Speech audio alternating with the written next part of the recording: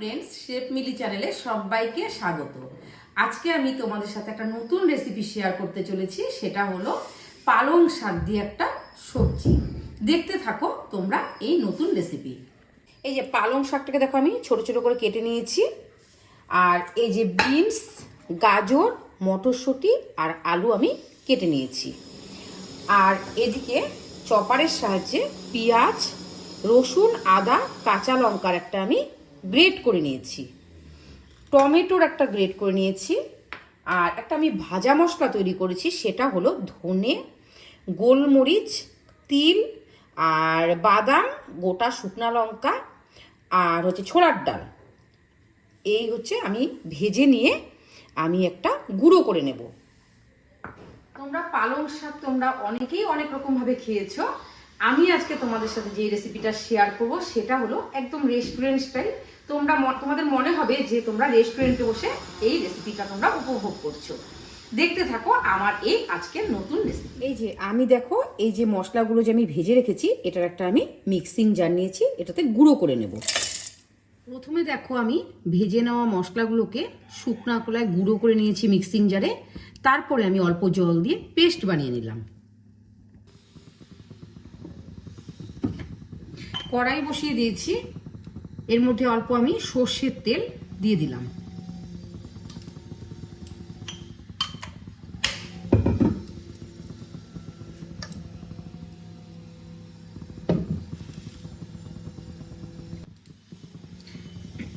এবার আমি ওই তেলে অল্প গোটা জিরে ফোড়নে দিয়ে দিলাম।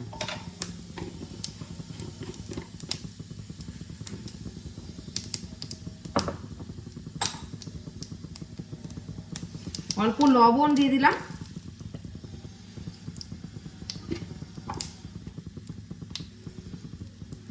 অল্প হলুদ গুঁড়ো দিয়ে দিলাম।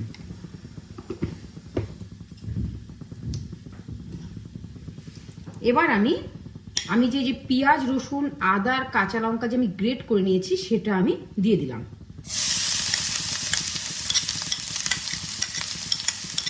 তেলের মধ্যে আমি হলুদ আর লবণ আমি এ কারণেই দিই যে তেল কিন্তু তাহলে ছিটকবে না। ছোট ছোট টিপসগুলো যদি আমরা মনে রাখি তাহলে আমাদের কিচেন কিন্তু খুবই পরিমাণে পরিষ্কার পরিচ্ছন্ন থাকে।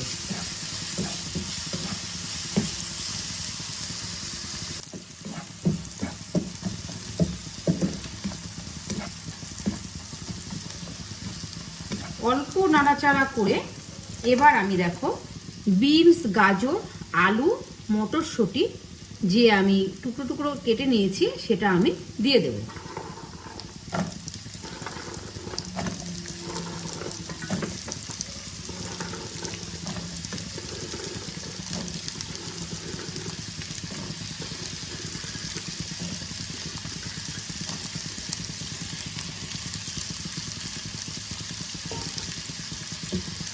ভালো করে একসাথে মিশিয়ে মিশিয়ে রান্নাটা আমি করব।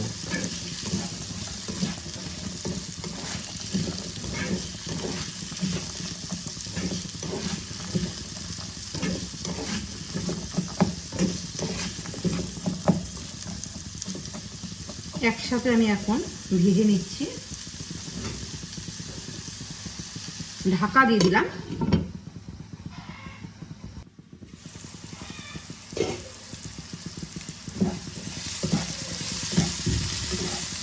সবজিগুলোর সাথে মশলাটা ভালোভাবে কষে গেছে।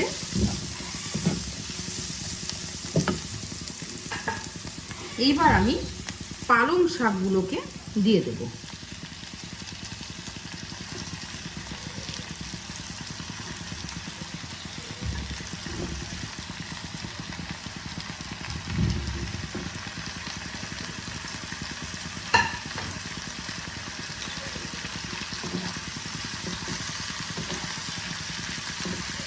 পালং শাকগুলোকে কিন্তু আমি আগে প্রথমে বেছে নিয়েছি, তারপরে পরিষ্কার জলে ভালো করে ধুয়ে তারপরে কেটে নিয়েছি টুকরো টুকরো করে।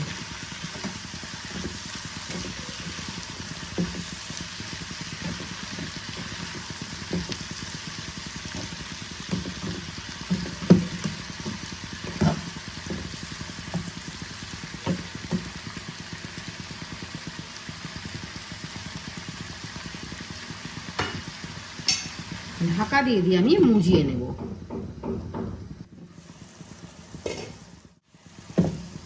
সবজিগুলো ভালোভাবেই মজে গেছে। বন্ধুরা, একবার হলেও এই রেসিপিটা ট্রাই করো, খুবই স্বাদ হয় খেতে। একবার যদি তোমরা বানাও বারে বারে করে খেতে ইচ্ছে করবে।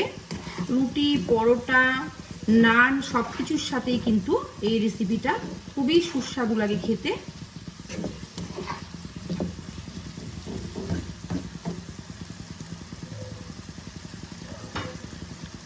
ঢাকা দিয়ে দিলাম।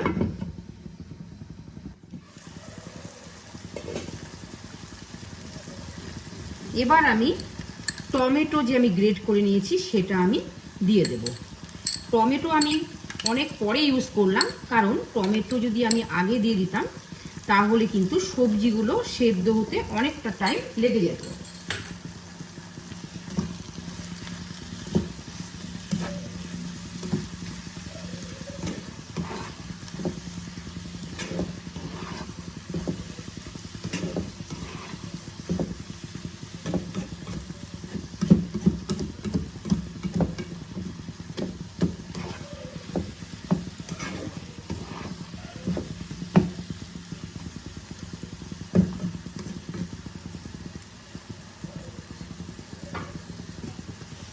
আবারও একটু ঢাকা দিয়ে দিলাম।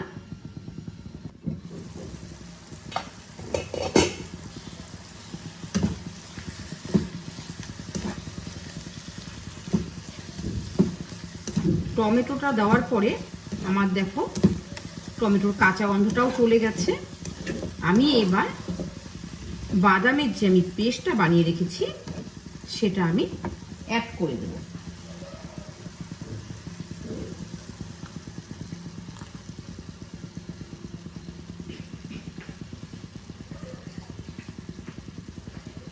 জার ধোয়া জল অল্প দিয়ে দিলাম।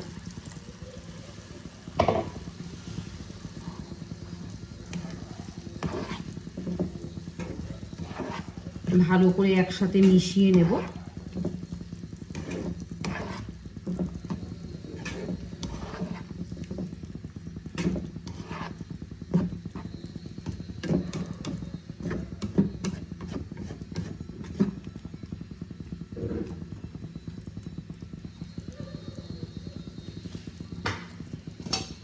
ঢাকা দিয়ে আমি রান্নাটা করব।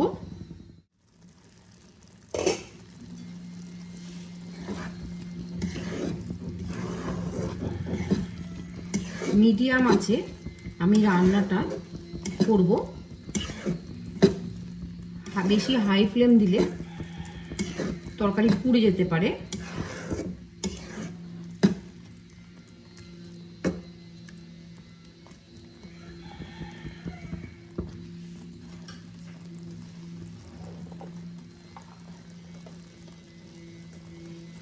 আমি আরো অল্প লবণ অ্যাড করে দিলাম।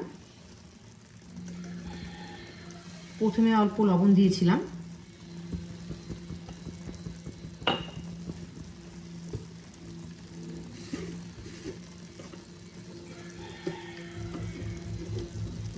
অল্প মিষ্টি অ্যাড করে দিলাম।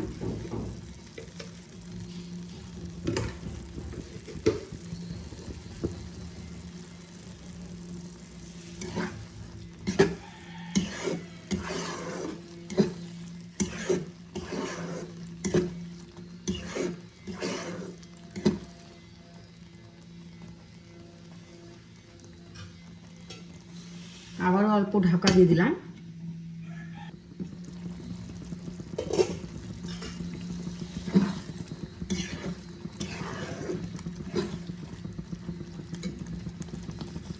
এখন আমি অল্প দেখো কসুরি মেথি দিয়ে দিলাম।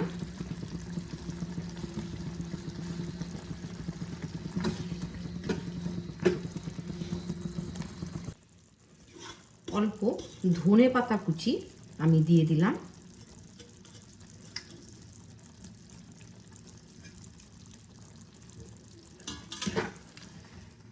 ভালো করে মিশিয়ে নিচ্ছি।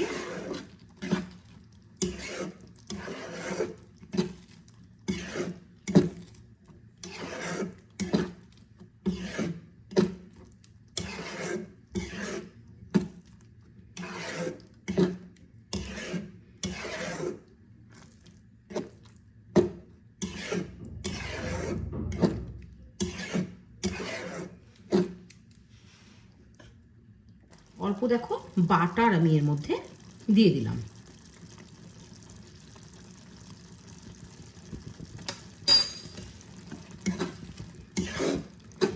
রেসিপিটা কিন্তু আমার পুরোটাই কমপ্লিট হয়ে গেল। খেতে কিন্তু অসাধারণ লাগে। রেসিপিটা আমি এখন কমপ্লিট করে নিয়ে একটা বোলের মধ্যে সার্ভ করে নেব। রেসিপিগুলো তোমাদের কেমন লাগছে অবশ্যই কমেন্টের মাধ্যমে জানিও। আর যদি ভালো লেগে থাকে তাহলে একটা লাইক করে শেয়ার করে পাশে থেকো। নিত্য নতুন যদি তোমরা এরকম আমার থেকে ভিডিও পেতে চাও তাহলে আমার চ্যানেলটাকে অবশ্যই সাবস্ক্রাইব আর ফেসবুক থেকে দেখে থাকলে ফলো করে দেওয়ার অনুরোধ রইল। ভালো থেকো, সুস্থ থেকো তোমরা সকলে।